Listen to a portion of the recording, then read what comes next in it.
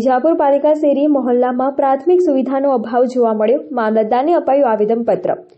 અગાઉ પાલિકાએ વિકાસના કામોની કરોડોની ગ્રાન્ટ ફક્ત અમુક વિસ્તારોમાં વાપરતા અન્ય વિસ્તારોની ઉપેક્ષા કરતા આવેદનપત્ર સુપ્રત કર્યું। વિજાપુર નગર પાલિકા દ્વારા કેટલાય વિસ્તારોમાં રોડ રસ્તા ગટરોમાં વિકાસ માટે આવેલી ગ્રાન્ટ વાપરી નાખતા અન્ય શેરી મોહલ્લામાં જ્યાં લઘુમતીનો બહોળો સમાજ રહે છે એ વિસ્તારોને બાકાત રાખવામાં આવ્યા છે। નગરપાલિકાના કુલ 7 વોર્ડ છે, જેમાં વોર્ડ નંબર 1 અને 2 માં પણ કામગીરી વાલા દવાલાની નીતિ અપનાવી છે।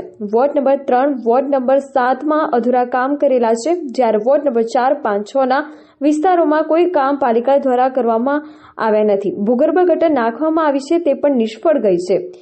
કસાઈવાડા, મહાબીબીની ફળી, હુસેનની ચોક, ઊંડી શેરી, શાંત બજાર, વહોરવાડ, સૈયદવાડા, કસ્બા મસ્જિદ, પટેલવાડો, સોનીવાડો, બંગલા વિસ્તાર, અશરફી ચોક, દોશીવાડાથી ચક્કર, વૈધનું માડ, ચિસ્તીવાડો, કાશીપુરા, સામસામી માડ, પટવાવાડ, વહેરાવાસનથી ખાતરીકુવા, પ્રજાપતિનો વાસ, સ્વામિનારાયણ મંદિર પાસે, હૈદરી ચોક, મકરાની દરવાજા, નવાપાસ સહિતના વિસ્તારોમાં કોઈ વિકાસની કામગીરી હાથ ધરવામાં આવી નથી કે રોડ ભરાતી ગટરના ગંદા પાણીનો નિકાલ કરાયો નથી।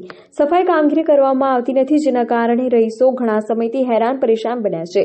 જે મુદ્દે આ વિસ્તારમાં રહેતા રહીશો, વેપારીઓ એ મામલતદાર જે.એસ. પટેલને રૂબરૂ મુલાકાત કરી આવેદનપત્ર સુપ્રત કર્યું છે। આ વિસ્તારોને વિકાસથી કેમ વંચિત રાખવામાં આવે છે તેનો જવાબ લોકોએ માંગ્યો છે। ખુલ્લા પાણીના નળ બંધ કરાવવાની, રોડ ઉપર પાણી નહીં ઢોળવા સુધીની રજૂઆતો કરાઈ છે, પરંતુ નગરોળ પાલિકાની ઊંઘ કેમ ઉડતી નથી? આ વિસ્તારમાં રહેતા રહીશો બચુ મિયા સૈયદ, ઇદ્રીસ ખાન પઠાણ, ઉમરભાઈ વોહરા, તોફિક હુસેન સૈયદ સંયુક્તે જણાવ્યું હતું કે શહેરના વિસ્તારમાં રોડ ઉપર ગટરનું ગંદુ પાણી, પીવાના પાણી એટલું બધું રેલાય છે કે અહીંથી પસાર થવામાં પણ લોકોને મુશ્કેલી વેઠવી પડે છે, જેનો સત્વરે નિકાલ કરવામાં આવે તેવી મામલતદાર સમક્ષ રજૂઆત કરી હતી।